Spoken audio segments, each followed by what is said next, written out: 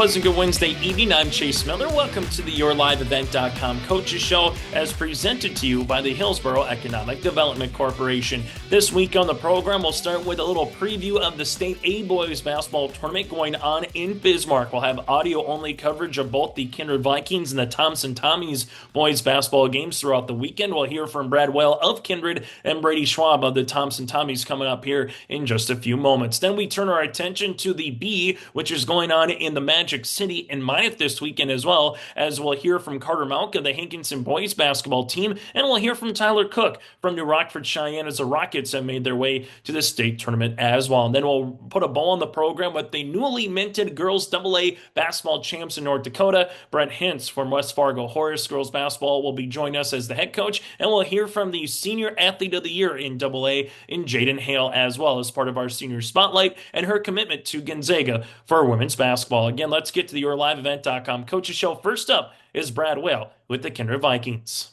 Joining us here as we continue on our YourLiveEvent.com Coaches Show is Brad Woehl, the head coach for the Kindred Vikings, as they're making their way to state, as they will open up the State A Boys Basketball Tournament in Bismarck on Thursday at 6:30 against the Woehl Miners.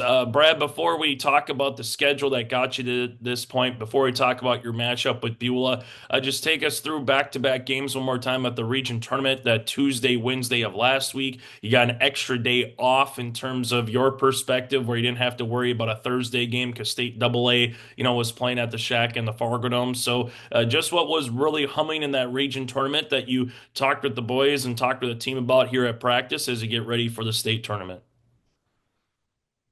Well, I think one thing we're fairly familiar with some of the teams already. Like we said earlier, the only team that we haven't competed against is the LAC. So we're familiar with the tournament field for the most part. So hopefully that's a little bit of an advantage to us.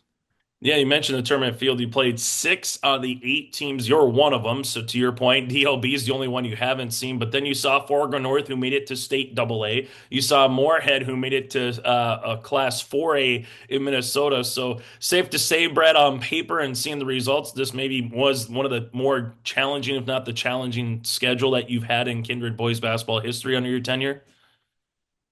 Well, I think it was a challenging schedule, and I think there was some intent behind it. We always want to play the best possible schedule that we can. I think probably this is the strongest schedule that we've played. I just think playing good competition helps you at the end of the year. When you take a look at this particular field and matchup, the Bismarck Event Center, what's the message to the boys as you're leading up, throughout the week here and as you get ready for that Thursday, evening game? Just what's the message, even though they've been here last year as the example under the new 3-division system, but that was at the Fargo Dome. So anything different from last year, Brad, or is it same old, just now you got to travel a little bit farther than what you did last year? Yeah, we talked about this last night. We don't know if they really got the state tournament experience last year since we were in Fargo and we didn't stay in a hotel and that sort of thing. But some of these kids played 2-3 years ago at a state tournament, like Carson and Presley. So, I mean, they're well versed on that. We're going out on Wednesday, practicing at BSC on Wednesday. So I think our schedule is going to kind of be similar to 3 years ago when we were in Minot. So I think it's going to be kind of same old for us.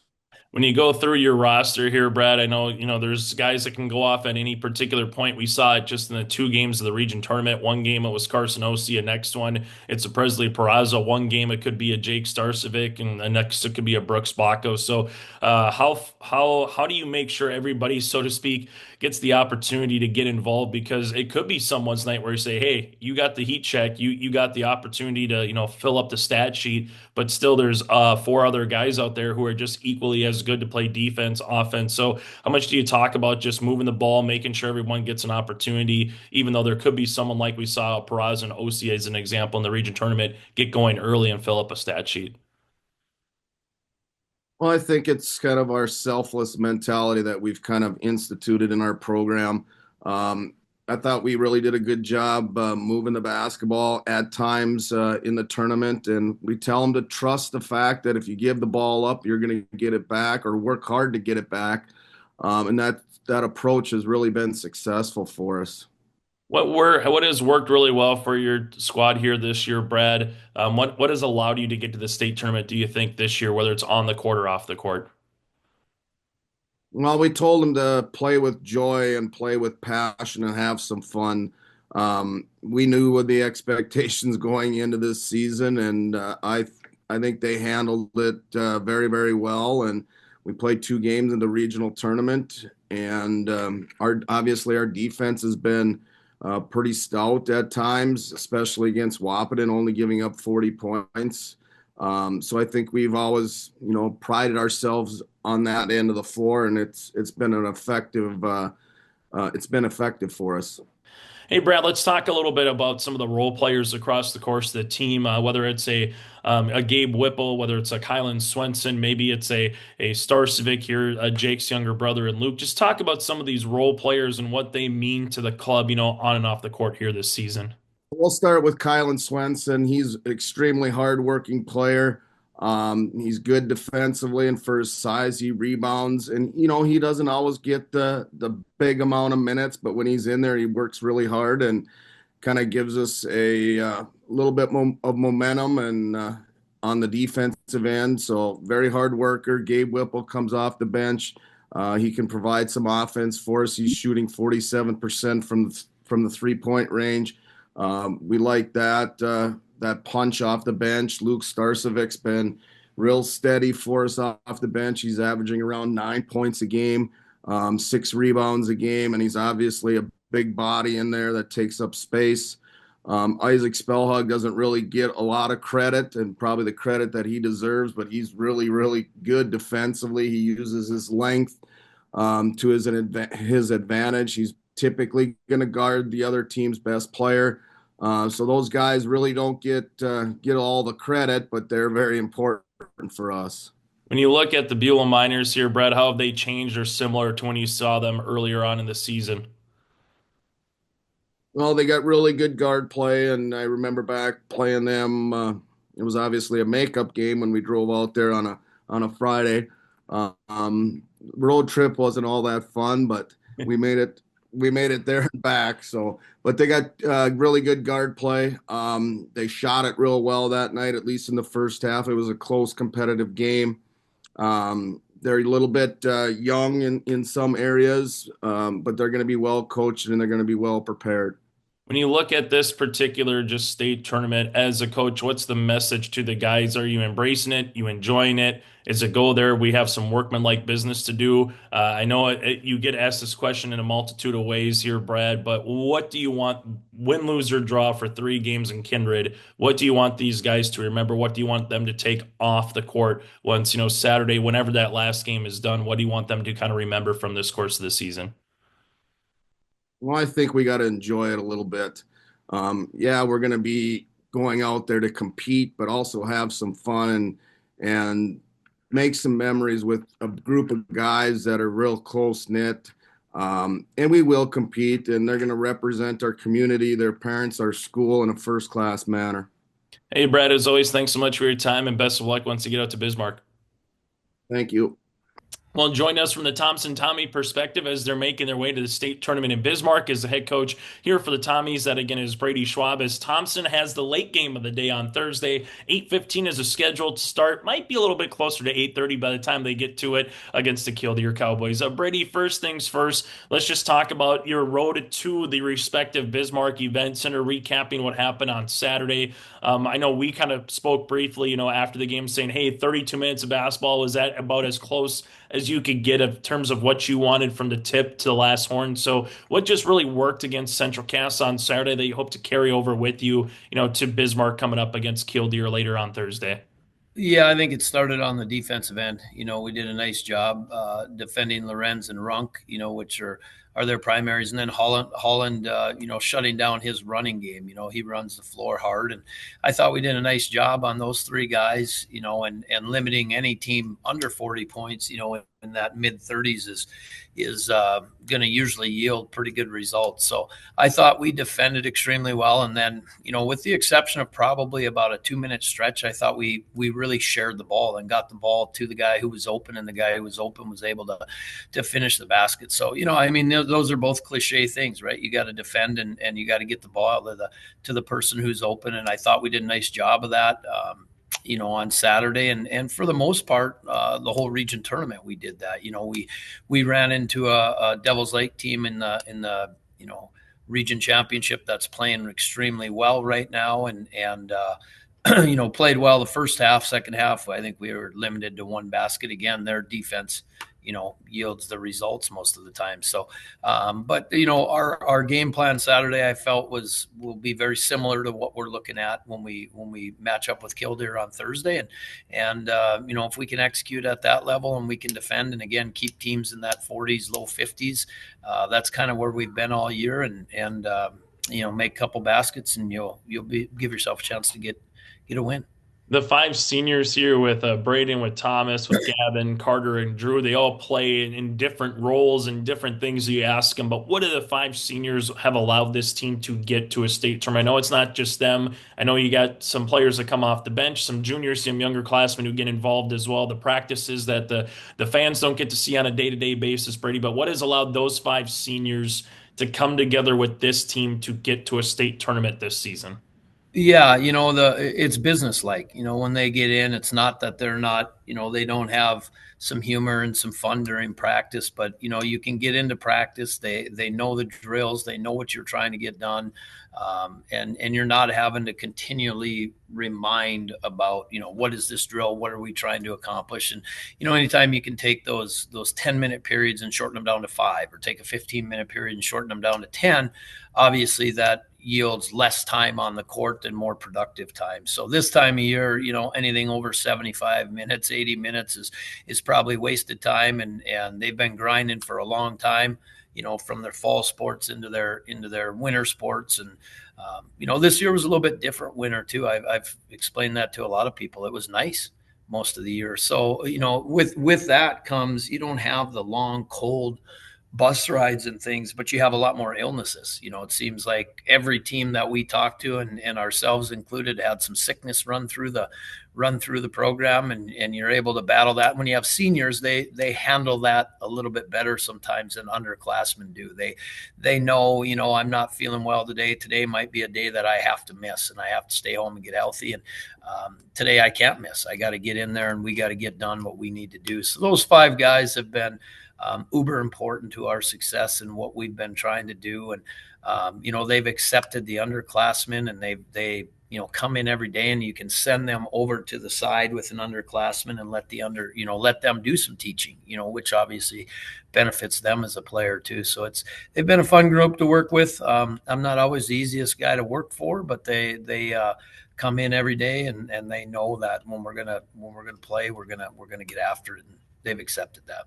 When you see this particular group here, Brady, you got 3 more games no matter what happens out in Bismarck from Thursday to Saturday. But what's the one thing, win, lose, or draw, that you want your team to do on and off the court? I know sometimes you talk with coaches about experience in a state tournament, because for some of these kids, they might be their first, it might be their only opportunity at a basketball venue, so to speak, to get to state. Obviously, to your point, there's still business. There's still things to take care of once you get to your warm-ups and once you get to the opening tip. But how do you kind of use that as a coach, as an AD, as everything else, of experiencing it, what you want, but also understanding that there is something to be go and had, and trying to win the next game that's on the schedule? Right. So, I think it's kind of been our mantra all year. It's a business trip for us, but on every business trip, there's fun. Right. So for us, the business becomes when we're doing our shoot around, we're getting our things done, we're playing our game. It's a business trip. Before the game, after the game, enjoy the experience, and enjoy being there with your guys. Like you said, Chase, we've got 5 seniors that have spent a lot of time together in a lot of different sports, not just basketball. And one would think they would start to get a little sick of each other, but we haven't seen that this year, and how can we have those seniors bring those underclassmen in to get that understanding, to get that same relationship? And like I said, the 13 that we dress, appear to be getting along pretty well this year, and continue to do that, and continue to have fun when you get to have fun. Then when it's business time, let's go to work, right? And business is still fun. It's supposed to be a fun game, and not all the parts of it are fun. But at the end of the day, the same thing that every coach is going to tell their team: go out there and play. Go play, go work hard, go do the best you can do, and let's see where it goes. If our good isn't good enough, fine. If our good is good enough, great. But a couple life lessons in there. But at the end of the day, enjoy the experience. But lace the shoes up tight when it's time to go to work. When you look at the Killdeer Cowboys, do they remind you of anybody here, Brady, that you played throughout the course of the season? I know from your schedule and where you're located at, you were able to see some good teams with the, Ada West of the world and Fertile Trammys that made a good run in Minnesota. I know you played a good chunk of the teams that are at the state tournament in North Dakota as well. But does Killdeer remind you of anybody that you've seen throughout the course of the season? Yeah, they've got similarities to Fertile Beltrami. They're big across the board. They're all kind of about the same size. Where they're trying to go with scoring, but they have some other guys that can score too. The crazy part about it, Chase, is they're us in the mirror. They're very similar. Neither team's gonna shoot 70% from the 3-point line. Both teams want to try to get the ball to the inside and work it inside out. We know where the ball is going to go when it needs to go there. Both teams want to get out and run when they can, but if they can't, they're comfortable running a half court set. I would say the biggest difference is they're going to press a little bit more. They're going to throw some things at us with some blitz and some trap game, and we haven't done a whole lot of that this year, but they're pretty darn similar to where we are, and you alluded to the fact that a lot of the teams we played are either at the state tournament or we're knocking on the door, and that was by design this year. When you have an upperclassman team, you want to challenge them and you want to make sure that they're prepared when it comes time to that postseason. So I feel comfortable about our kids having the knowledge of what it takes. A lot of these guys played in the 23 tournament, or at least were on the team. A lot of these guys have played in baseball state tournaments, have been to track state meets. And, basketball's a little bit different. I said that, I think, on Saturday, that it's just a little bit different beast because it's a little more hyped up. It's a little more media attended and those types of things. But end of the day, it's another gym. It's another, it is what it is. And if you get caught up in the bright lights, anybody gets caught up in the bright lights, you get in trouble. So show up, do our thing, let's eat some pizza after the game and see how it goes. Hey, Brady, as always, thanks so much for your time and best of luck here this weekend in Bismarck. Appreciate it. Thanks, Chase. Treat yourself to a great career at American Crystal Sugar Company. Team up with quality people making quality products. Full-time and year-round in a stable business. With great pay and benefits, including time off available from day one. American Crystal Sugar Company invests in you to promote your continued growth and career advancement. Grow your career, doing your best work within the world's best beet sugar company. Apply online today at AmericanCrystalCareers.com.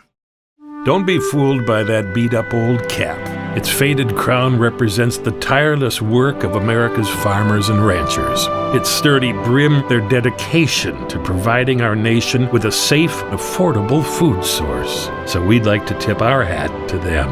Farmers Union Insurance, protecting those that protect America's food source. Visit with Ryan Opdahl, your local Farmers Union Insurance agent in Hillsborough. Growers, prepare your fields and yields against the wet conditions for 2025 and beyond with a drain tile project from Chad's Excavating out of Mayville. Drain tiling will improve and increase your yields and land values for years to come. Chad's Excavating provides free, detailed estimates, and with over 40 years of combined success, they provide professional installation and service. Call Chad today to prepare for your future and any questions that you might have. That's Chad's Excavating out of Mayville, helping farmers grow.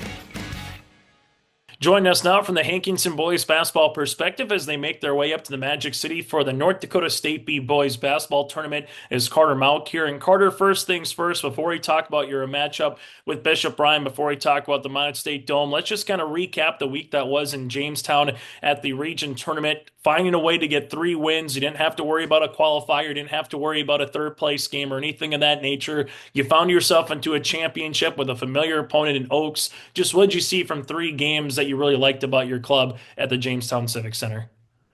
Yeah, Monday's game, I like the way the region tournament is set up after the district tournament. You get 5 days or so to prep, and we're a kind of team that does really well off of prep. So the boys, really had a good week of practice after that district tournament, except for I would say the first 2 games or the 2 days after the district tournament. It's hard anytime you lose and you don't lose often. Like we've been fortunate to this year. You can kind of get a bad taste in your mouth when you do lose, even if it is for a district title. So for about 2 days there, the boys were kind of just not there. They were kind of down in the doldrums a little bit, and my assistant Jaiden and I, we had to kind of reset things and just click a reset button. And we were able to get that across to them on about Friday prior to regionals. Had a real good practice that day, and then our Sunday shoot around and film session last week went really well. Leading up to Edgeley. And then the Edgeley game came on Monday. That was a definition of a game of runs. We went on runs, then they went on runs. It was kind of always back for most of that game. It was, we were up by 12. Okay, now we were up by 4. Okay, now we're up by 12. Okay, now we're up by 4. Well, then in the fourth quarter, they kind of made a storm back. We were up by 10 or so with 4 minutes left, and tried to get across to the boys that we got to keep attacking. We can't just settle for shots, and they didn't take my advice, and they were settling for shots and not getting good looks, and that's what ultimately allowed Edgeley to come back into the game. And then we kind of lucked out having their 2 seniors foul out in the late fourth quarter and overtime, which helped us out. But at this time of the year, you're going to take anything you can get. And we really learned a lot from that game. Going into the Thursday game, which I'll get to in a second here, but. That night, we kind of knew what Edgeley was about, but then we go into playing Medina Pingree Buchanan on Tuesday, which there wasn't a whole lot of crossover film on them. So it was a late night that night, trying to dissect them, see what we can do well. I wasn't really too sure how the boys were going to come out with an uncommon opponent. And they really came out strong. The first couple minutes we were kind of trading baskets, and then our 1-3-1 press kind of got to them. And boys really did a good job. I was able to get a lot of guys some minutes. I think we had 7 or 8 guys log 12 or more minutes, which is anytime you can have that happen in a regional tournament, things are going well for you. So it was good for us to get that. And then, after that game, we figured out we were playing Oaks. I looked at my assistant. I said, we got to be able to figure, something out to do, against this Oaks team, because they got our number the first 2 times, and they got our number in the district championship game pretty bad. So I knew we had to figure something else different. We couldn't just do same old. So was up pretty late that Tuesday night trying to dissect some defensive changes we could do, implement a different plan. Came up with this idea, what we did, and basically we were just packing it in. Man-to-man defense, packed it in, didn't let them drill drive, because if anybody's watched Oaks this year, they know that their mission objective is to dribble penetrate and then have Roddick Schmidt cut baseline or post up baseline and then get dumps that way, or offensive rebounds. And so we said, okay, we have to be able to stop their dribble penetration. What can we do to stop their dribble penetration? That's what we came up with. So I think Oaks wasn't really expecting that out of us, so that it seemed like at times they were getting pretty frustrated on Thursday. Like, we can't score, we can't get into what we do best. And the boys really bought into that defense, for them to learn that defensive adjustment, that defensive change in really only 24 hours or 36 hours was great. And it was obviously a real nice region tournament for us to be able to punch our ticket to the state tournament, the old fashioned way, not having to go through the state qualifier game, get us some extra rest. So as you get ready for Bishop, Ryan, I guess when you take a look at this here quarter, 3 teams from one district have made it to state with Bishop, Ryan, 2 from your district here, respectively, with yourself and Oaks. That's 5 of the 8 teams coming from one neck of the state of North Dakota here. But when you look at Bishop, Ryan, I guess, what's a challenge? Do they remind you of anybody that you've seen this season? Just take us through the matchup with the Lions at 2:45 on Thursday afternoon. Yeah, we played Davies JV at the Wapton Bonanza 3 or 4 weeks ago. They had a pretty big guy, a lot of really good scrappy guards. They remind me a lot of this Davies team, but not as deep. Bishop Bryan only goes 6, maybe 7 players deep versus this Davies JV team that went 10 or 11 deep. So that just kind of shows you the disparity between a Class B ball and Class A ball. But Bishop Bryan, they're going to be a tough, challenging task for us. Our boys are locked in right now. We are going into this game with the expectation that we're going to win. You should go into every game with the expectation that you're going to win. But we really do believe that we have a good shot at winning this if we can slow down Ramsey Walls and then stop Lundeen from Gerald penetrating and then getting out to shooters. They're going to try to slow the game up. We're going to try to speed the game up a little bit, try to get them out of their comfort zone a little bit. But no, we're excited for the challenge, excited for the opportunity. We're just really excited to be here. It's been a long time since Hankinson's been to the state tournament. So, as you alluded to there, Carter, first state tournament appearance since 2007, the fourth in school history. What was it about this group of kids this year to kind of get over the hump? Because last year, a really good district tournament, fell in the region quarterfinals, so you didn't get that regional tournament experience, was unable to get to a qualifier or anything of that nature. But what allowed this year's team here, Carter, to get over that, region quarterfinals and get to a state tournament this season? Yeah, I actually think it starts last year. After the region title game, there were probably 4 or 5 of the boys that I coached last year that were on the court I talked to after the game on Thursday. And I said, this is really something, you guys laid the foundation last year for this group that made it this year. We would not have been in this situation that we are right now going to the state tournament without those guys that laid the foundation last year, the expectations, what we call the standard. So for those guys to able to, last year be able to set that foundation, was huge. And then, the boys just had a bad taste in their mouth from last year. I told them after our Lemoore upset last year that I want you guys to remember this feeling that you're having right now. It's not a good feeling. And I do not want you to replicate that next year, this year. And so obviously we haven't felt that yet. We didn't let that get to our head. We attacked the off season, motivated to improve off of our upset game last year. And again, we're extremely humble, extremely, fortunate for this experience.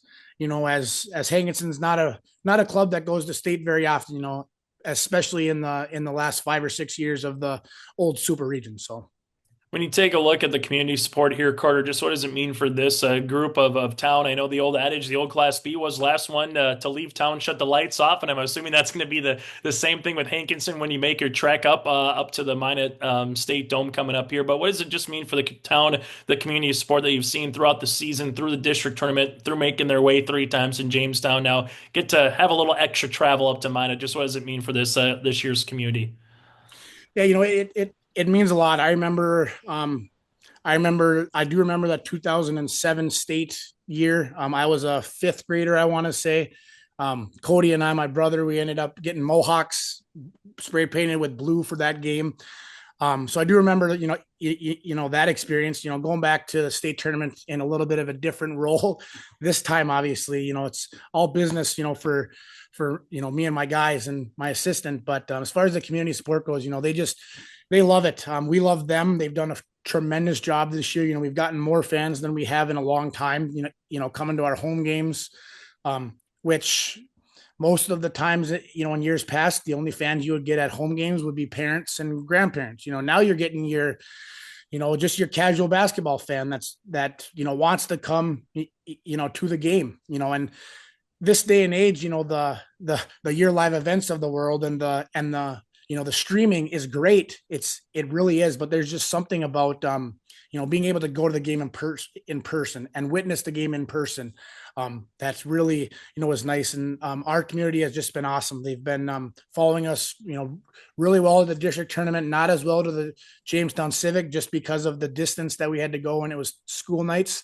But I do know that we'll have a lot of support, this coming week here in Minot. So what does a game like a Wahpeton, how does that help you when you get to a team like a Bishop Bryan, or seeing teams like that throughout the course this season here? Carter, I know you and I have talked about just with where your schedule is. You see a little Minnesota, sometimes you see a little South Dakota, sometimes you get some different teams. So you're not 100% sure, just as anybody would be on the border, of how your team is going to fare up against a team from Region 3, Region 4, if you're able to get to this time of the year. But what is a Jeff Ralph team, who's also at the state tournament in Bismarck. How does a game like that hopefully help you once you get to a game like Bishop Ryan or whoever else you have on Friday and Saturday at the Minot State Dome? Well, we purposely scheduled our season this way, the way we did. The last 3 games we played Henning, Minnesota, who was going to the state class tournament in Minnesota. We were able to knock them off in Moorhead.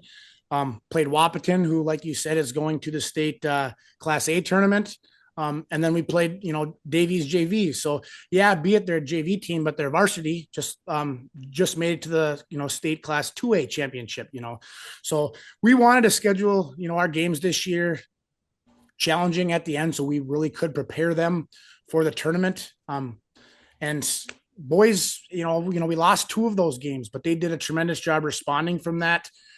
Just kind of giving us that experience against, teams that are probably a little bit bigger than us, or probably, a little bit more experienced as far as tournament birds, go. And Ryan's obviously one of those teams that seems to, make it to the state tournament, every other year or so. And, so they're going to have that experience, we're not. So we've got to be able to come up with ways, to be able to forget about all that and just show up and play. Last thing for me, I know I always like to talk with you about certain athletes on the team. I know we've talked about the seniors before. We talked about Ray-Sean Earl before. And quite honestly, Carter, we can probably talk about all the guys in a different capacity. But 2 players that might be some glue guys to the team this year with Parker Falk and Gunnar Ilg. Just kind of what did those 2 kind of represent in terms of the Hankinson basketball community or the Hankinson basketball team this season with Parker and Gunnar? Yeah, well, I'll just first start with Parker. He's kind of, a similar guy in, as far as like leader goes with Andrew Jean. All the guys really rally around Parker. He's kind of their main go-to leader. And he's not just a leader, he's a really good basketball player. He does a lot of good things for us. His scoring isn't there this year, but it doesn't need to be, because he does, such a good job distributing the ball. And it was challenging him there. He was hurt for about a month or so there. We had to have guys step up, and they did. But, he kind of had to take a step back and just, look at his role into a coaching, a third coach role there for that month. And I think he learned a lot. I think it was good for him that he was able to kind of see things on the court that you may not see when you're actually there. Coach and I were joking once he finally did come back from injury in practice that, he looks better than he did before his injury. And, and that's not knocking how he was before. It just, he looked so much better. He looked prepared. He looked like he knew where to go with the ball, when to shoot it, how to play defense, So I think that injury, yes, he's going to tell you he didn't enjoy it, but I think it was really, really good for our team.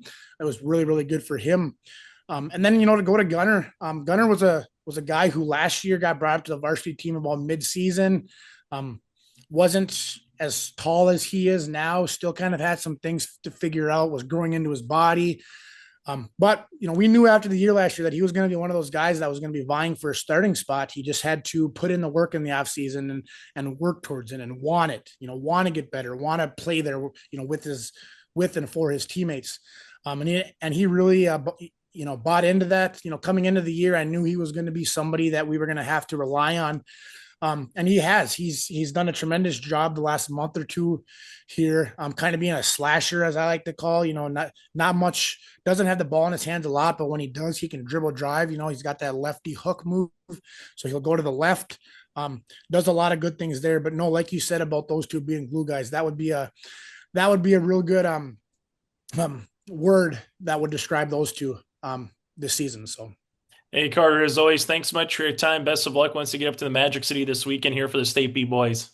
Yes, thanks so much, Chase. Right now, we're glad to be joined by 13th year head coach for the Rockets of New Rockford-Sheyenne boys basketball team, Tyler Cook. Thanks, Coach, for taking time and chatting with us here on the Coaches Show on your live event. And Coach Cook and the Rockets are heading off to the State B tournament, the boys tournament at the Minot State Dome this Thursday, Friday, and Saturday, as the Rockets beat the Lobos in that state qualifying game last week, Thursday. So we'll talk about that here shortly. But first, let's talk about, the season and districts and regions. Had a great regular season, went in the district tournament. I think you guys hosted 2, the District 4 tournament. You won 2 there, and then the region tournament, you won 2, but fell to a tough North Border team in that championship, right? Yeah, district tournament, we put 3 good games together. Won marginally on them 3 games, but then when we got to the region tournament, we had a nail biter in the first round with Langdon, tough Langdon team, came out with a 2-point win, and then another tough one with a Warwick team that's scary team, and come out with a 4-point win. So yeah, we came up short to North Border in the championship, but they're a dang good team. Then last Saturday, you met the Lobos, a team that seems like New Rockford and Lemoore have played a lot recently in football, and I think even last year in the qualifying game, wasn't it? Yep, we played them last year in qualifying. I know they played them in baseball. I know that some of the kids on the teams ran against each other in the 4x100 at the state track meet, and then we play them again in the challenge game this year. Just keep meeting up with each other. Yep. So you won that one, and you punched your ticket to the state tournament. So let's talk about maybe some of the, how do you get ready for the state tournament now this week? What do you do in practice? Yeah, it's a lot of prep, a lot of game prep, a lot of assignments. It helps that we've played Wilton before, so you're not trying to judge off of game film. We've seen them up close and personal. We know how athletic they are. We know how big they are. So that helps a lot. And our kids are tired. We played 4 games in a 6-day stretch there, so there's some heavy legs right now. We got to get back, rest a little bit, but mentally get prepared as well. Yeah, team you fell to at Wilton, I think it was February 22nd. So you meet them here at the state tournament on Thursday at 6:30. Wilton, I think they've put up 100 points this year. They've got a couple of 90s in there I've seen on their score. So give us keys to victory on Thursday.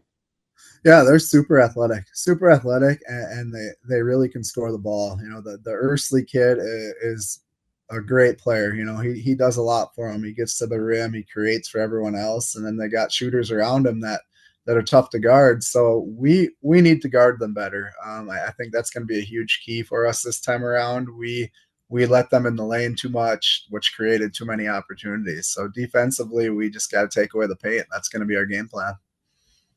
So they got the 1 seed, New Rockford-Sheyenne, the 8 seed. How you feeling about the seedings? Hey, it is what it is. You hope for the best, and that's where it fell. So now it's just one game at a time. This first game, at least you have a few days to prep and get ready for. Then once you get there, it's such a quick turnaround. It's more so, you kind of have a idea, but then you just got to go out and play. Yeah, first time for the Rockets making the state tournament since 2019. You were head coach there, of course, as well. So that was at the Dome too, I think. So correct. Yep, that was at the Dome. Yep. So that'll that experience will kind of help you this year's state B too. I'm sure, right? Yeah, and these kids, they played in so many big games in other sports. The whole football season, the championship game. The big moment doesn't bother them anymore. They're used to it. They know how to prepare for it. So that's a huge advantage for us, I think. Give us some of your biggest strengths heading into the state tournament. I don't know. We've been priding ourselves on defense. In that region tournament, we only gave up in the 40s the first 2 rounds, and we say if we can keep them in the 40s, we have a very good chance to win the game. So I think that's what's been carrying us pretty good in the region tournament, and even into that challenge game. We held Lemoore into the 40s and found a way to win. Give us your most memorable moment from the season so far.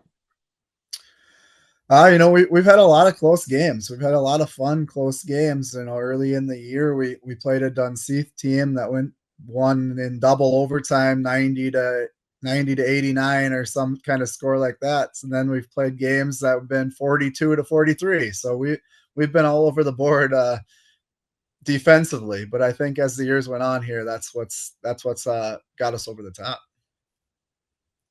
Give us some goals at the state tournament. Obviously we're gonna have fun. We're gonna enjoy it. I told the kids you got to enjoy it, but like everyone knows, winning makes it a heck of a lot more fun. That first game is very important to try to get into that winner's bracket and give yourself a chance. But I'm just happy to see these guys go compete on the highest stage in basketball. They finally get their shot in basketball to show off their talents. Maybe give us some lessons that you've taken away from the season so far, and maybe in the tournament that you can use in the future, and even for the kids as well. Yeah, these kids just do such a good job of mentally preparing themselves. You know, they watch a ton of film, and that's through football into basketball. They're just so mentally ready for everything. It makes it a lot easier for the coaching staff. It makes it a lot easier for them, and I think that's a huge thing for our younger kids that are learning from these older guys that have been around the block so long now. That's a huge preparation piece. Okay, sounds good. Well, thanks so much, Tyler, for joining us here on the coaches program. And let's see, you're heading up Wednesday, right? Minot? Yep, Wednesday afternoon we're going to take off. Okay, and then you get some practice. You get a little practice in at the Dome. Yep, a little shoot around Thursday morning. I think we get a half an hour to shoot around and get a feel for the place. And what do you think about the teams at the State B this year and how that all, like the seedings and everything? Yeah, I think there's 8 very good teams. I mean, I honestly believe that it's going to come down to matchups. You know, who matches up well with the team they play. And I think anyone has a good chance. Obviously, the top teams are very, very good, but I think anyone can beat anyone. Okay, sounds good. Well, thanks so much, and good luck at the State B tournament again. And thanks for joining us here. Thank you. Joining us, we have the head coach of the Red Lake County Rebels boys basketball team, Steve Phillion, as the Rebels get ready to head down to the state tournament for their first time ever after beating Kittson County Central in the section championship game. 68-40 was the score in that one. And Steve, first of all, congratulations. Exciting times. A lot of things going on, like we were just saying here off the air, but let's talk about the game against Kittson County Central. The boys, a second half team, played extremely well in the second half. What was the big catalyst to the big explosion offensively in the second half, if you will?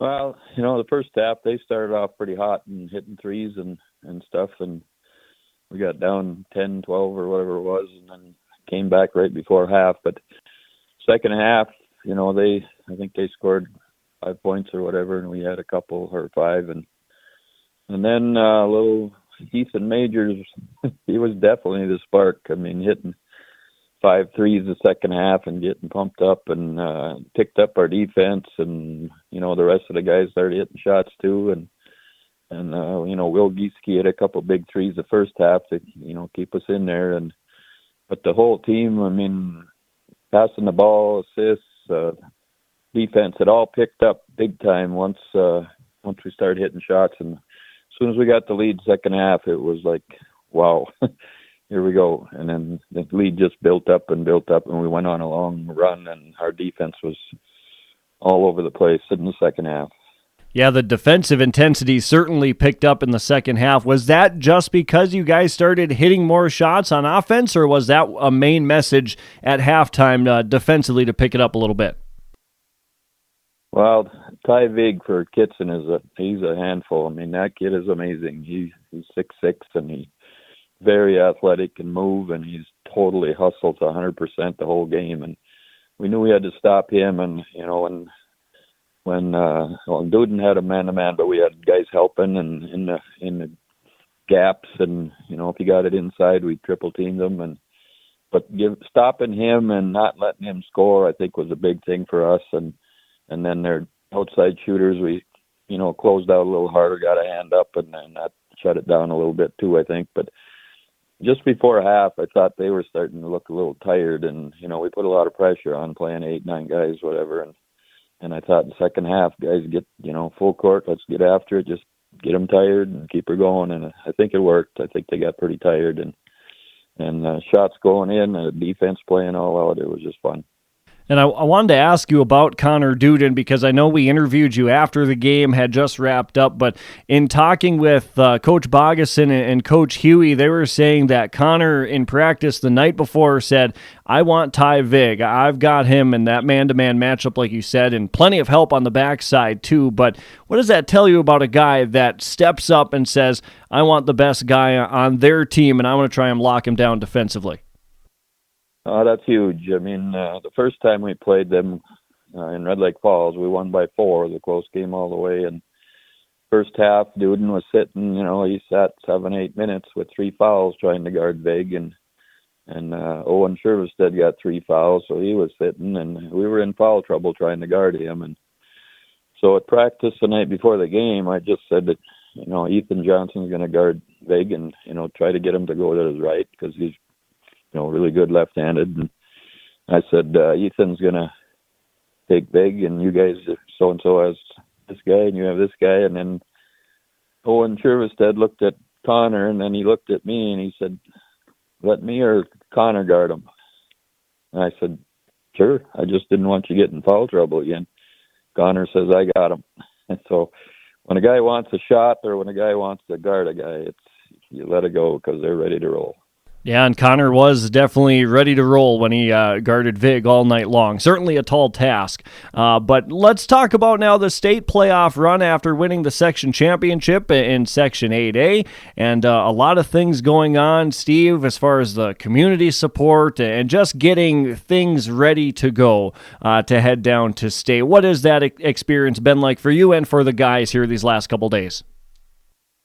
It's been a lot. I mean, people are amazing. Support has been so good. They're willing to buy, some items for the trip and gas and whatever, want to support the team. And I've had probably over 400 texts or emails from people from everywhere, and, including Foston and Winnimac and all over the place at Kitson. And pretty much every team in the sections congratulated us and wished us luck. And then our fans, it's just, wow. I mean, they're fired up, and it's just a fun thing. And, yeah, there's been a lot of preparation stuff. Our ADs, Seth Schmitz and Kate Mall, have been doing a great job with stuff with meetings, and I've been, on those meetings all day Saturday.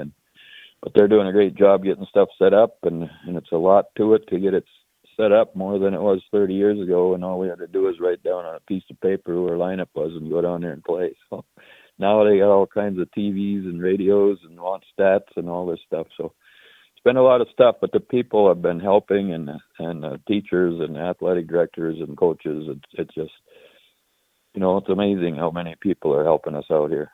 No doubt, and I know a lot of people are excited, as are we here at KKCQ, to cover you guys down at State. But quickly now, I know you're busy, like you said, getting ready for practice today. Let's talk about the Goodhue Wildcats, your quarterfinal round matchup at the Target Center. It's the same matchup that they had last year with versus the Section 8 winner, the 3 versus the 6. Of course, they played Fertile Beltrami last year. But in preparing for Goodhue, what are they looking like as far as the scouting report goes? And then do they have a guy like a Ty Vig where you guys have to shut him down defensively to really have a shot in the quarterfinals? Yeah, I've watched, quite a bit of tape on them, and yeah, they're solid. Last year they only had one senior that I could tell, watching the Fertile game from last year. Pretty much one senior who was kind of an average guy, but their main guys are all back. They were very young last year. They're still young. But this one number 1 kid, he scored 42 in the section championship, and then another number 5 kid who started last year as an 8th grader. He's a 9th grader now. He hit about 20 in the championship game, and they're good. They'll mix up. They play with man-to-man, little 2-3 zone, some 2-2-1 press, and some other stuff they throw in there as well. But looking at the matchup, the games I've watched, they only played like one sub and maybe a second one for a few minutes, but. We try to wear people out, and maybe that'll work, but they're probably in pretty good shape if they've only been playing 5-6 guys all year long. But, we really have a chance here. Watching tape, I think, all 8 teams in the tournament definitely are good, but, we're not going to get overwhelmed by playing a 6'10" guy or D1 point guard or something. We have a shot. Watching the video, I think our guys are going to be right in there. Yeah, and you guys are seeded, obviously, number 3 for a reason. You've had an outstanding season, 29-2, including a victory over the Cherry Tigers back on Valentine's Day, which was a whale of a ball game. And I know in talking with Coach Halverson of Goodhue, he had mentioned last year his guys kind of said maybe the lights were a little too bright at the Target Center and in the state tournament, and said, they were kind of a surprise to win Section 1, and, Red Lake County now making it for the first time ever. How do you ensure that the lights aren't too bright for your squad?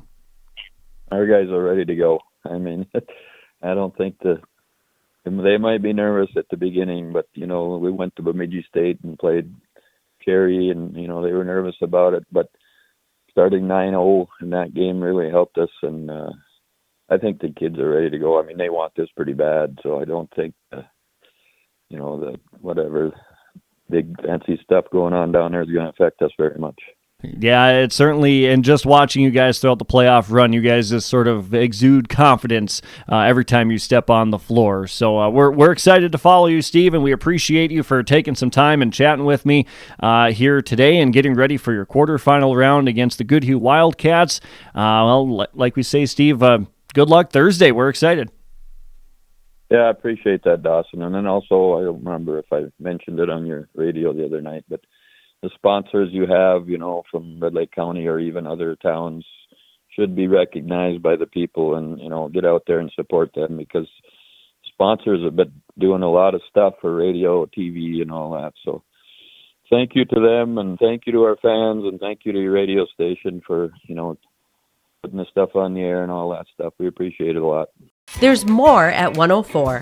Hillsboro, North Dakota has everything you need on your next road trip. Food, fuel, fun, and family-friendly activities. Stop by and fill up your tank or grab a bite to eat. Have a blast at Goose River Golf Club, the swimming pool, or one of our beautiful parks. There's even ice skating and cross-country skiing. Take in the sights or stay the night so you don't miss a thing. Experience Hillsboro and see why there's more at 104. Parents can influence their child's behavioral health in a few simple ways. The first is really having ongoing conversation. Role modeling positive behavior. Parenting starts at home, and those positive influences that a parent has rolls off on their children. Sometimes just a simple question will get a child talking, and you might learn things about your child that you just didn't know about before. If you get to a difficult topic, that's where you can reach out to Parents Lead and look for some of that information that might help you navigate that difficult topic. And that's one of the benefits of Parents Lead. Sharing our heritage, sharing our future. Choosing the right bank for your financial needs can be challenging with the many choices available. Dakota Heritage Bank is pleased you're interested in knowing more about what they can do for you. The Dakota Heritage Bank community bank setting is a strong advantage they have over larger, less personal banks. Customers are more than account numbers, they are friends and neighbors. Working together, Dakota Heritage Bank, member FDIC, equal housing lender. As we continue on the YourLiveEvent.com Coaches Show, joining us here from the West Fargo Horace Hawks, newly minted AA girls state basketball champs here in North Dakota. That's the head coach and Brent Hintz. And Brent, just take us through what this month of March has been like. Able to get through the EDC tournament, find a way to be the EDC tournament champs, into the number 1 seed, play right off the bat at the Fargo Dome, go through Thursday, go through Friday, then go up against a really good Bismarck Century Patriot Club to win the state championship. Just what's the last couple of weeks been like for you as a head coach here, Brent? It's been quite a ride. I'll be honest with you. The whole season's been so great. We had a lot of expectations on us, and I think we handled them really well. And the players just really were focused, and they had goals, and they were very open about their goals, and a lot of communication with each other about what it was going to take. And they lived out what they needed to live out in order to make those things happen. And then come tournament time, they just seemed to step it up another level. I mean, we saw things that we saw all season, but we just saw them take it to a little higher level, and stuff you hope you see at tournament time. And with each tournament game, I just felt like we were building and improving continually, which is continually improving at that time of year is kind of an exciting thing.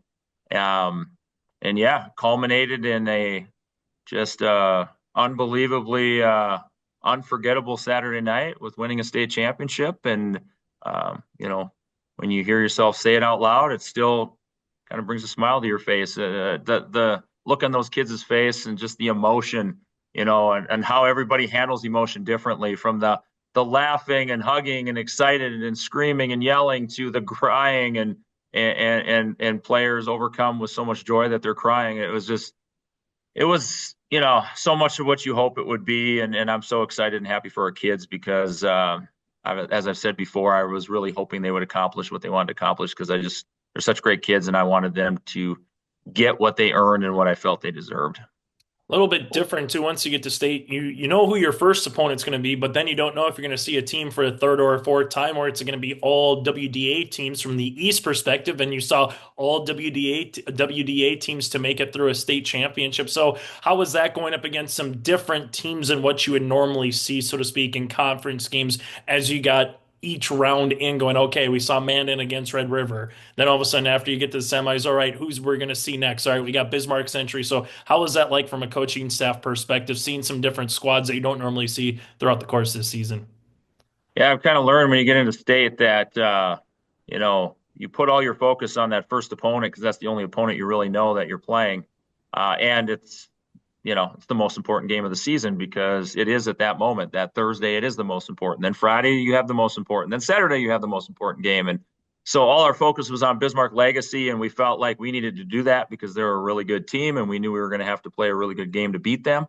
And we were really fortunate to have a really good EDC tournament and get the 1 seed out of the East, which allowed us to play the first game of the day, which I felt like was a big advantage for us because then you play, you win, and then you get to sit and watch that next game and watch those two teams and kind of find out, one, who you're going to play, but two, see some of those teams from the West live that we didn't really get a chance to see live and in person. And while we certainly have so much more access to game film, through Huddle and online and stuff nowadays, it's still, you can't replicate seeing a team in person. It's where you see their speed, their intensity, their body language, just things that are really good to know as you're preparing for a team.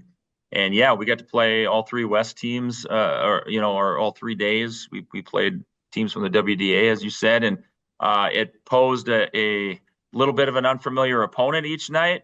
We did get to play Century December 28th during the season, so we got to see them before. And while they were really good in December, everybody knows how much they improved the last 6 weeks of the season. So they were very much a different team by March when we played them. But it's kind of cool to play different teams because the way our division 2A is set up, we play everybody in our conference twice, and then we play some teams a third time in the EDC tournament. So it's nice to play somebody different, but at the same time, it's a quick turnaround. You play Thursday, and by Friday at 1 p.m. we're playing Mandan, and that basically gives you 22 hours to watch a lot of film, get familiar with the team, do a walkthrough, and get ready to play a big semifinal game. And then again, you turn around and about 28 hours later, whatever it is, you play in a state championship game against a team from the West, and you're trying to get as familiar as possible. And so while it creates, maybe a few more challenges getting to know them and trying to figure out what makes them go,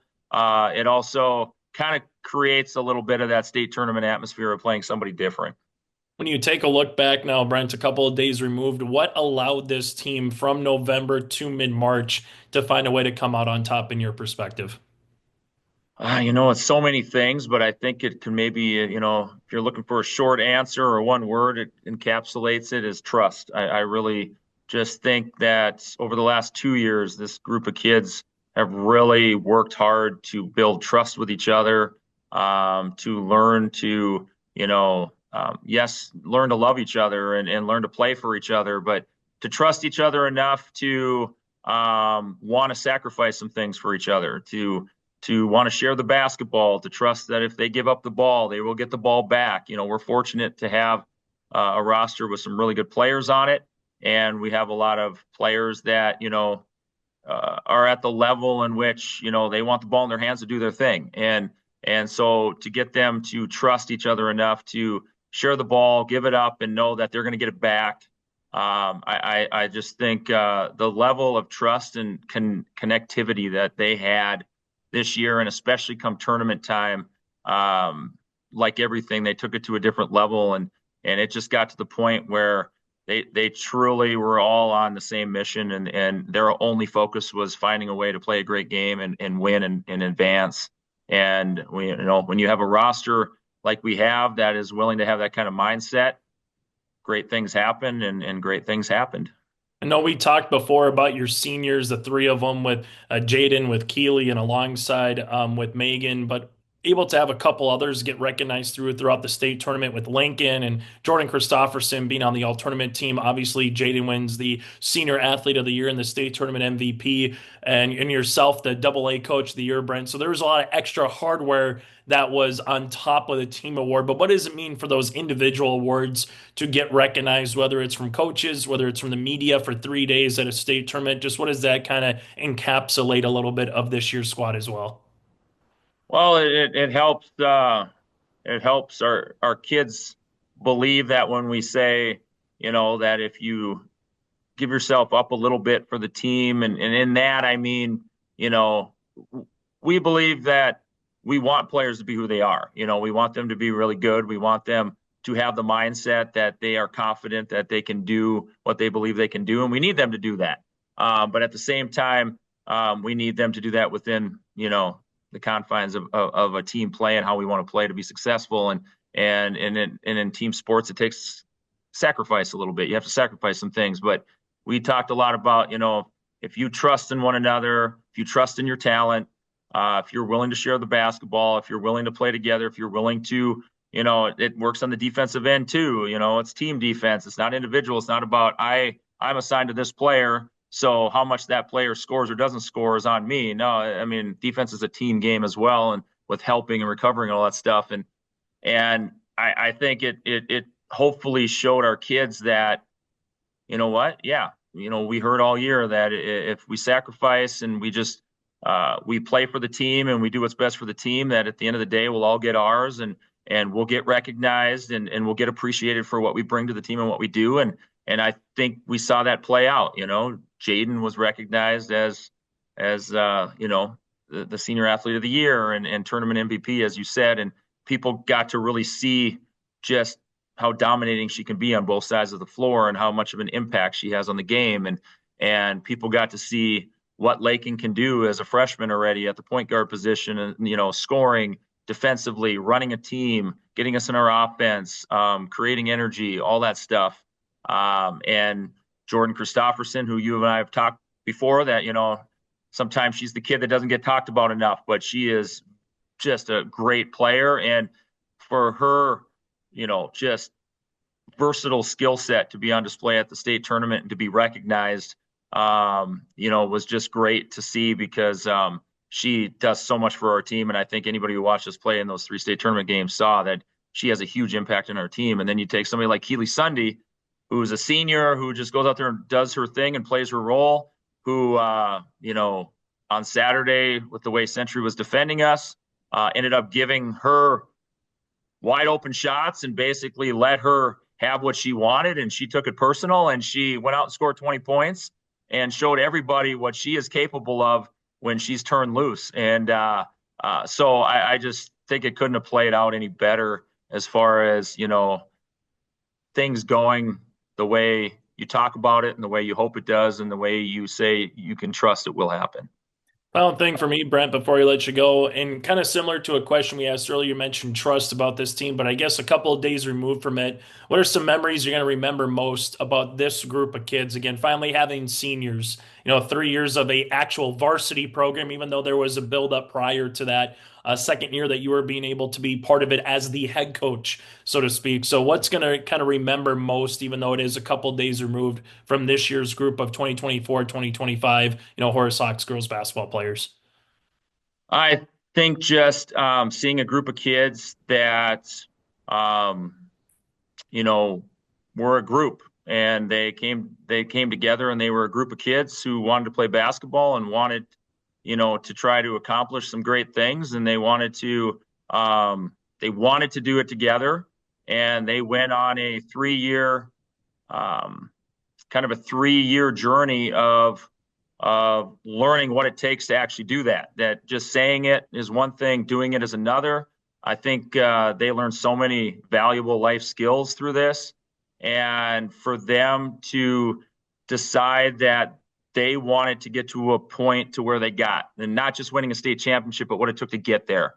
And we talked about the sacrifice and building trust and getting to know one another and getting to accept one another and learning how to work together. And the stuff that, all sounds like it just happens, but it doesn't. It takes a lot of work, not just in season, but out of season, not just on the court, but off the court. And they committed themselves to it. They said, this is what we want. We talked about what it's going to take to get that and for it to happen. And they bought into that, and they worked really hard together to make it happen. And I'm so happy that it culminated in a state championship, because it proved to them that, hard work, dedication, trust, and working together, you accomplish way more as a team than you could ever accomplish individually. And so to see the joy on their faces and to see them celebrating, that's the best stuff. Hey, Brent, as always, thanks so much for your time. Congratulations. And it still sounds new, but it still sounds good. AA girls basketball champs in the state of North Dakota. Sounds terrific. I don't think a person can ever hear that too much. So we're truly appreciative of you having me on today, and we're truly appreciative of what we accomplished. We're just super excited. Well, join us this week on our Senior Spotlight. Newly minted girls basketball state champs in AA. That is Jaiden Haile from the West Fargo Horace Hawks. And Jaiden, before we talk about the weekend at the Fargo Dome, before we talk about your commitment to Gonzaga, let's just talk about this year's team, the expectations, the goals that you had set in the offseason once you got to November. Just kind of what were they, and did they get matched for what you were able to do as EDC regular season, EDC tournament, and also state champions this season here, Jaiden?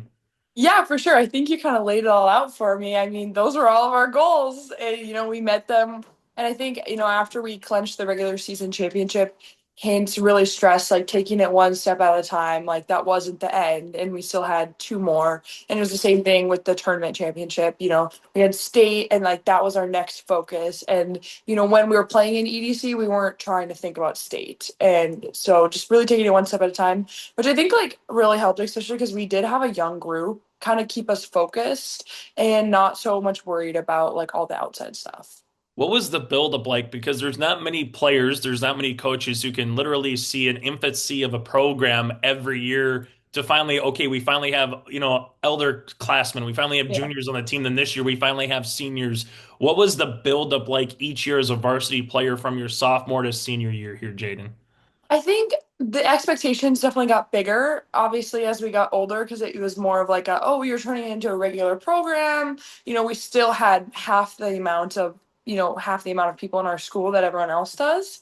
But it was one of those things where we had high expectations for ourselves. I think there was never, even in my sophomore year, coming in, I wasn't thinking I really hope we're going to make it into EDC. I knew we were going to, I wanted that. And then same thing last year, it's our second year, don't know what's going to happen. Hopefully, no, we are going to state, we're going to compete for a state title. And then this year, obviously, coming in, we felt like a little bit more of the top dog, just because of our performance last year. And, we had 3 seniors, and Lakin and Joe, had gotten their feet wet a little bit more.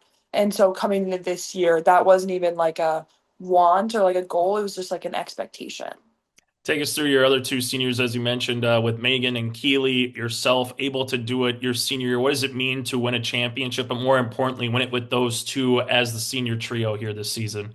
Oh my gosh, it's I think it's undescribable, to be honest. I wish I could put it into words how much they mean to me, because I've been playing basketball with Megan since we were 8. We played travel basketball together. She's the reason why I'm at Horace, because her family invited me to, jokingly, basically was you should open enroll in Horace. And then we were wait, that's a great idea.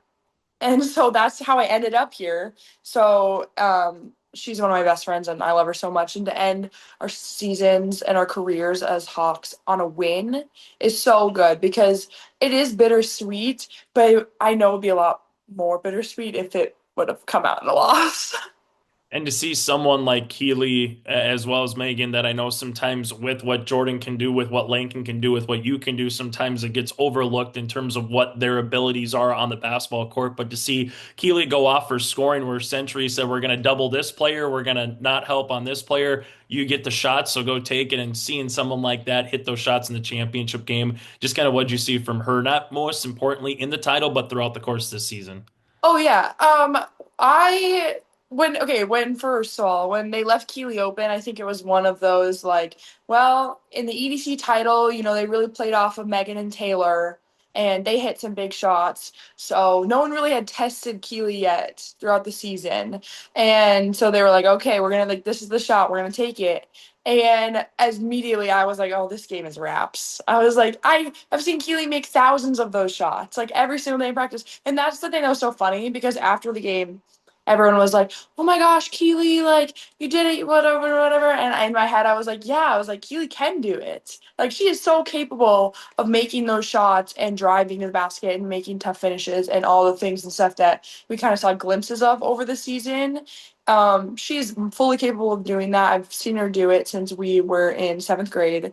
And so to watch her kind of put that on display for her last game, I was so happy for her. And then honestly, I thought it played out exactly the way it should have. Like Megan had a great game in the EDC championship. Keely had a great game in the state championship, and I wouldn't have had it any other way. Like his was very clear coming into the tournament. Like we were gonna win whatever way the other team let us win, and no one was gonna have a problem with that. Otherwise, we weren't the true state champions. And I think because he put so much of a stress on that, that was why we were all so comfortable with so many different people scoring and like getting the credit, which I wouldn't say anyone has really gotten the credit. But having bigger games in those moments, we wouldn't have been able to win without it. So. Last question about the state championship at the Fargo Dome. Just what allowed this team to have 3 games in 3 days, find ways to win against 3 WDA competition teams, against teams that you maybe don't get to see every day, with Legacy, with Mandan, and alongside with Century. What just kind of clicked for those 3 games in the north side of Fargo here, Jaiden? I think we wanted it a lot. We 100% effort, I know Jordan kind of talked about this a little bit, but Hintz had said before the games, those 50-50 balls, those are 100% our balls. And I think, that's funny saying it that way, but it's true. We wanted it more. We wanted to prove it more. And it wasn't even because we had like the right people or like the right group or whatever. Like I think we could have done that with half the people we had. And that's just because of the culture that we've created over the past few years. And then also just the fantastic job that Coach Hintz has done with us over the past few years. But yeah, and also I just think we love each other a lot. Like even today and yesterday, our group chat is still very active. And I don't think that's something you see very often. Like once the season's done, you're kind of like, oh, we'll move on to our other sports. Like, no, like we had freshmen like texting and being like, why don't we have practice today? Like, I miss you guys. And like, for me, that was so special because when I was a freshman, like there was nothing like that. Like I didn't have anybody to miss. And I think if I would have had that, the seasons would have just been so much more enjoyable for me. So to see them like having so much fun and enjoying practice and enjoying getting better and like not even playing, like they don't play varsity at all. But to see them want to come back to practice, like that meant so much to me. Jaiden, when you go through this, why basketball? You mentioned you played with Megan since you were little. So what made basketball be the sport that as you got older, you're like, you know what? I want to do something in this post high school. At what point did you go, this is something that I have an opportunity to achieve at the next level? Yeah. I think it was really like my freshman year. Coming in, it was in between my freshman and my sophomore year, where that was when I had gotten my first Division I offer from the University of North Dakota, UND. So I think that obviously was like I realized I could, but in the year before that, I had kind of started to talk to coaches, and it was like kind of a dream where I was like, maybe I could, and I didn't really know because a lot of the other freshmen that were getting college attention had already been playing varsity for 3 years at that point. And I just watched, Maggie Fricky and Lily Bell win a state championship the year before. And it was very much so like, I'm not really sure. Maybe I could go to MSUM. And then slowly over that year, I kept getting better and kept working. And I think having confidence in myself was a really big, point of issue for me because, like I said, with social media and watching all these other girls get offers and do this and that, just believing in myself and like trusting the process. And then also, like, I just love basketball. Like, if you know me personally, like, I always have basketball in the background. These last 4 days have been awful for me because there's been no basketball on the TV. I'm not playing basketball anymore. I'm waiting, counting down till tonight when the first 4 playing games are played. But yeah, I just love basketball a lot. I really enjoy playing it. Take us through the recruitment process. I know you've probably been asked why Gonzaga a million times after your recruitment, in a good way, right? Both from the academic side and both from the collegiate side with the coaches and just the staff that's there. But navigate us through just your journey. And you mentioned you got offers. So how do you kind of go through that process as a player to find what is the right home for you after the high school days? Yeah, I think actually, like, me and my family were discussing this just like a few days ago, but I didn't get like a ton of attention from really big schools when I was younger, just because like I didn't have varsity experience, like I was undersized as a post. And I just like wasn't something I really knew I could even explore until I was older. So I wasn't getting like looks from Power 5 schools at that age, and I think that actually benefited me because I didn't have to go through that growing pain of realizing that maybe the school isn't interested in me anymore. Maybe like I'm not interested in them. Like, how do I talk to them about that? When the stages I had to go through that, I was already an upperclassman as a junior. And so that was definitely helpful because I don't know what it would have been like trying to navigate that as an 8th grader or as a freshman. But overall, the recruiting process for me was really like exciting and, happy. Like, I didn't have a lot of issues. Like, all the coaches that I talked to were super nice. Like, I really liked them. They invested in me and my family. And honestly, the hardest part was telling them no, was having to sit down and be like, yeah, I'm really sorry. Like, I'm going to go in another direction. But for Gonzaga, I honestly, from the first moment that I talked to them, they were so genuine. And even now, like, my dad talks to one of their assistant coaches like all the time. And that's just because of the culture that they have, and that because they genuinely get along that well. Like, they enjoy talking to each other. And so to know, and for my family to know that I'm going to go away, 17 hours and still be taken care of was so important because I knew I didn't want to stay local. But obviously I am really close to my family. So that was a really big reassurance for them. A final thing for me, Jaiden, just kind of what did it mean to have yourself be senior athlete of the year, your coach be coach of the year? You got to see Lankin and Jordan as the all tournament team, just this past week. And there was a lot of hardware that was won outside of just the team title. But what does it mean to see yourself, your coach, and a couple of your teammates be recognized on the state level this past weekend? Oh my gosh, it means so much. I was the only person selected to the all-tournament team last year, so I knew coming in this year that's something Joe and Lakin really wanted. And well-deserving of it, of course, with the performances they put up. But it meant so much because for them, like, they put in so much work, like the hours those girls put in, like the heart, and even for Joe, like we've talked about a lot, like there was 3 of us, like me, Lakin, and Joe, who all have, Division I college looks, and we're all really capable of scoring at a high level. But all 3 of us can't average 20 points a game. Unfortunately, I wish we could have. That would have been fun. But so I felt like Joe had to take not a back seat, but definitely didn't score as much as she is fully capable of doing. So me and Lakin could. And that's so selfless. She is my favorite player to watch and to play with. And the other girls know this, but I just love her so much. And so to watch her just grind every single day, kind of be a hard hat a little bit and, be aggressive, get on the floor, do all those things the entire season.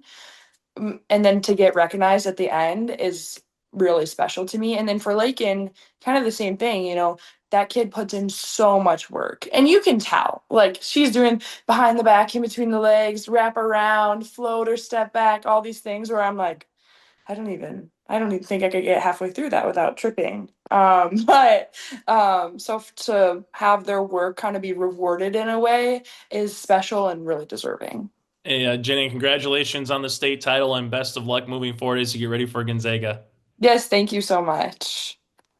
And that does it for the YourLiveEvent.com Coaches Show. Is presented to you by the Hillsborough Economic Development Corporation. Join us next week as we put a bow on the winter season, preview what's to come in the spring season, that and more as we get you ready for another edition and the final YourLiveEvent.com Coaches Show of the month of March. That'll be coming up next week on March the 26th. Until then, I'm Chase Miller. Enjoy the rest of your week, and thanks for tuning in to the YourLiveEvent.com Coaches Show.